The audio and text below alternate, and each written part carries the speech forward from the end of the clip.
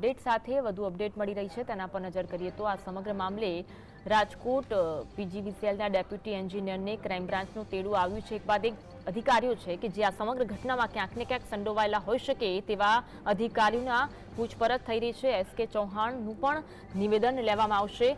Rajkot પીજીવીસીએલના deputy engineer છે જેમને crime બ્રાન્ચનું તેડું આવ્યું છે. એક તરફ ફાયર વિભાગના અધિકારી કે જેમને પૂછપરછ માટે ક્રાઇમ બ્રાન્ચ બોલાવવામાં આવ્યા છે, ટાઉન પ્લાનિંગ અધિકારી કે જેમને ફરજ પરથી બરતરફ કરવામાં આવ્યા અને તેમને પણ પૂછપરછ કરવામાં આવી રહી છે.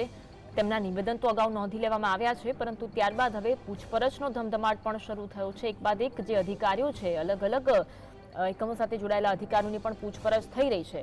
રાજકોટ અગ્નિકાંડમાં તપાસનો ધમધમાટ જોવા મળી રહ્યું છે. રાજકોટ પીજીવીસીએલના ડેપ્યુટી એન્જિનિયર છે કે જેમને હાલ ક્રાઇમ બ્રાન્ચ બોલાવવામાં આવ્યા છે અને તેમની સઘન પૂછપરછ હાથ ધરાશે. આ તમામ અધિકારીઓની પૂછપરછના અંતે અલગ અલગ અપડેટ સામે આવશે, અલગ અલગ ખુલાસાઓ સામે આવશે તેવું લાગી રહ્યું છે.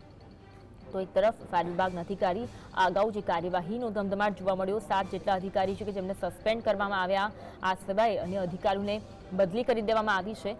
27 થી 28 લોકોના આ અગ્નિકાંડમાં મોત થયા છે. પરિવારજનો છે તે ન્યાયની માંગ કરી રહ્યા છે. પરિવારજનો કહી રહ્યા છે કે જે પણ અધિકારીઓ આ ઘટનામાં સંડોવાયેલા હોય તેમના વિરુદ્ધ કડકમાં કડક કાર્યવાહી થવી જોઈએ.